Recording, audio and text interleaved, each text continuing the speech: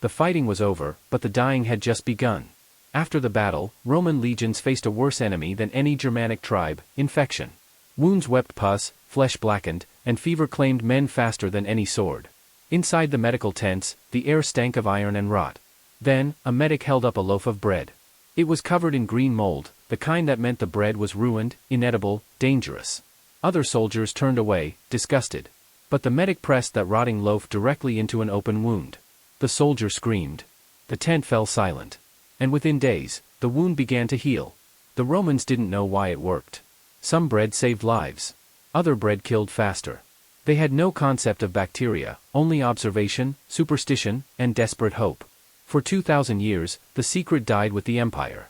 Today, antibiotic-resistant bacteria kill over 1 million people a year. And the answer might still be buried in ancient Roman bread.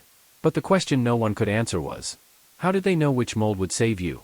Roman medicine was a blend of superstition, battlefield necessity, and brutal pragmatism. Medics, the Medici, carried small kits of wine, honey, and vinegar, the best disinfectants they had. When supplies ran low during campaigns, they turned to whatever was available: soil, moss, spider webs, and bread left to spoil in the humid air of the camps. Then they noticed something strange. Certain loaves, the ones flecked with bluish-green fuzz, seemed to halt infection. Wounds treated with these moldy poultices healed faster, soldiers returned to battle. But other loaves made matters worse, turning wounds black and killing men within days. The medics couldn't explain it. They only recorded what worked and warned against what didn't. In writings from the 2nd century CE, the physician Galen, Rome's most famous medical authority, mentioned miracle poultices made from fermented grains and moldy crusts. Roman soldiers swore by them. Some legions even carried scraps of moldy bread wrapped in linen, believing the rot itself held divine power. They called it a gift from the gods. Centuries later, archaeologists examining Roman military sites found traces of Penicillium and other antibiotic-producing molds on pottery and food storage vessels. The same genus that Alexander Fleming would discover in 1928 had been growing in Roman camps for 2,000 years. The Romans had been fighting microbial wars with weapons they couldn't see. Today, antibiotic resistance is reversing a century of medical progress. Bacteria that once surrendered to penicillin now shrug it off. Over 1.27 million people die each year from drug-resistant infections. Researchers are searching for alternatives, and some are looking backward, studying the natural antimicrobials our ancestors used. The Romans didn't understand biochemistry, but they understood patterns, and those patterns might hold answers modern medicine needs. They didn't know about Penicillium notatum, the fungus that would save millions. But they knew one thing modern medicine forgot: not all mold is poison. Some of it is medicine, if you know which to choose. So why did some moldy breads heal, while others killed? The answer hides in chemistry the Romans could never have imagined. The bluish mold spreading across those loaves belonged to the Penicillium family, specifically Penicillium chrysogenum, the same species that centuries later gave rise to modern penicillin. As it colonized the bread, it released chemical compounds called beta-lactams, microscopic molecular rings that punch holes through bacterial cell walls. When those compounds touched an infected wound, they did what no blade or prayer could: they destroyed the invaders without harming human flesh. But other molds were assassins. Aspergillus and claviceps released deadly mycotoxins that turned wounds gangrenous and triggered seizures and paralysis. Without microscopes or germ theory, Roman medics couldn't tell one mold from another. They relied on smell, color, and memory. If a certain loaf saved 10 soldiers, it became sacred. If it killed one, the method vanished, until some desperate medic rediscovered it again. Modern microbiologists have tested residue from Roman amphorae and burial sites. Under scanning electron microscopes, they found dormant spores of P. chrysogenum, tangible proof that the Romans had stumbled on nature's antibiotic arsenal 2 millennia early.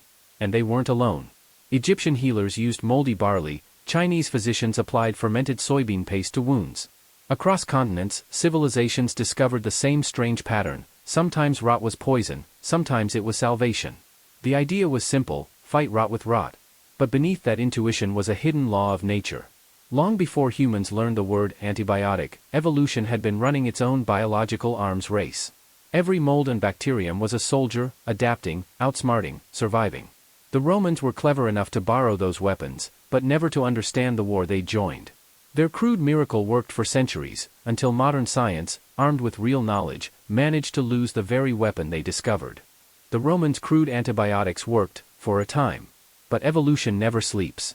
Bacteria, faced with antibiotic compounds, evolved resistance. What once killed now survives. Penicillin-resistant strains didn't emerge overnight. They are the evolutionary response to every blind gamble, every loaf of moldy bread applied without full understanding. Modern medicine inherited the same invisible enemy. Hospitals now wage constant wars against bacteria that shrug off our best drugs. Methicillin-resistant Staphylococcus aureus. Multidrug-resistant E. coli. Carbapenem-resistant Enterobacteriaceae.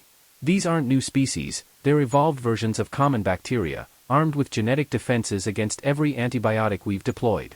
The Romans couldn't see the microscopic battlefield, but their reliance on observation foreshadowed the paradox we face today: early success breeds complacency, and incomplete knowledge has deadly consequences. They knew which bread worked. We know which drugs work. But both discoveries set in motion an evolutionary arms race we're now losing. The question is no longer which mold saves, it's whether we can evolve medical strategies faster than bacteria evolve resistance. Researchers comb ancient texts, analyze bread residues from archaeological sites, and catalog compounds from extreme environments. Some fungi produce novel antibiotics. Others hide potent toxins. Misidentify the wrong one, and you accelerate death rather than prevent it. Across civilizations, humanity discovered the same pattern: nature creates antibiotics as part of a silent, ongoing war between competing microorganisms. Romans borrowed those weapons without understanding the battlefield. Modern scientists, armed with labs and gene sequencers, now must decode evolution itself, predict mutations before they happen, design drugs that target fundamental processes bacteria cannot evolve around. The stakes have never been higher. Every new antibiotic deployed is a move in an evolutionary chess game. Every prescription writes another chapter in bacterial adaptation. The Romans survived through trial and error. We don't have time for trial, only error. The enemy they discovered is still evolving, and it's learning from every antibiotic we deploy. The Romans gambled with moldy bread. Today, doctors gamble with last resort antibiotics, and they're running out of options. In 2019, a woman in Nevada died from an infection resistant to all 26 antibiotics available in U.S. hospitals. She'd contracted a superbug in India years earlier. It had evolved resistance to carbapenem, colistin, and every other drug doctors tried. They watched her die because evolution had outpaced medical science. This isn't rare. Every year, 1.27 million people die from antibiotic-resistant infections. Hospitals face bacteria that shrug off penicillin, vancomycin, and drugs that should be death sentences. MRSA, CRE, XDR-TB. These acronyms are evolutionary victories, bacteria that learn to survive our weapons. Intensive care units have become evolutionary laboratories. Every antibiotic dose creates selection pressure. Bacteria that survive pass resistance genes to their offspring, and sometimes to completely different species through horizontal gene transfer. One patient's treatment can create a superbug that threatens thousands. Doctors face impossible choices daily. Use powerful antibiotics aggressively and risk accelerating resistance. Use them sparingly and watch patients die from infections that were once easily treatable. There's no safe path, only calculated risks with lives hanging in the balance. Researchers are searching everywhere: deep ocean vents, Antarctic soil, the guts of insects. Some are revisiting ancient remedies, analyzing the exact fungi Romans used, hoping to find compounds bacteria haven't encountered in centuries. Others are designing synthetic molecules bacteria can't evolve against. But for every new drug developed, evolution is already 3 steps ahead. If you were hospitalized with a resistant infection and standard antibiotics failed, would you try an experimental treatment made from bacteria-eating viruses, untested in humans, with unknown risks, but your only option? The Roman medics didn't understand evolution, but they respected it. They used moldy bread cautiously, observed patterns, and avoided overuse. Modern medicine, armed with industrial-scale antibiotic production, forgot that restraint. The enemy the Romans faced is still evolving. And we're running out of moves. The scent of moldy bread lingers in memory, a battlefield of green and white spores that once decided life and death. The cries of soldiers, the stench of infection, the oozing wounds, these images endure as reminders that every cure carries its own risk, every victory against disease a lesson in humility. Modern medicine, armed with industrial-scale antibiotics, confronts the same paradox. Each drug can save a life, yet teach bacteria to survive. Every cure creates a potential adversary, and evolution never pauses. The Romans learned this slowly, through observation and restraint. We must relearn it, through caution, insight, and respect for patterns older than hospitals. The lesson extends beyond labs and ICUs. Survival depends not solely on innovation but on understanding the limits of intervention. Intelligence is measured not only by what we create but by what we refrain from doing. Each decision, prescribing, experimenting, innovating, reverberates through unseen microbial worlds, shaping futures we cannot fully foresee. Pragmatic restraint emerges as the path forward. We cannot outpace evolution indefinitely, but we can guide its consequences. Ancient wisdom teaches us to observe, to minimize overuse, and to consider long-term effects. Modern science amplifies the stakes, every misstep risks a cascading chain reaction. Yet awareness, applied with diligence, offers hope. The paradox resolves in recognition: cures are never neutral. They demand respect, patience, and foresight.